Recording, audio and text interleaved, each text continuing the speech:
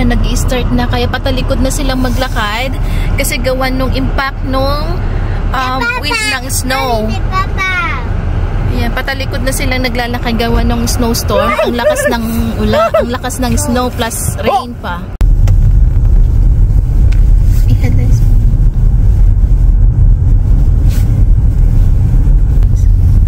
Ayan, naka-turn on yung headlights. Grabe yung blow talaga ng hangin tsaka ano. Nag-mix yung rain tsaka yung snow. Kaya nagkakaroon na ano, freezing rain. Tapos mamaya pa sila maglalagay ng ano, ng ayan ng salt. May mga ano pa yung sa kalsada, maglalagay sila ng salt. So halos karamihan na. Pagka winters, pagka snowstorm dito,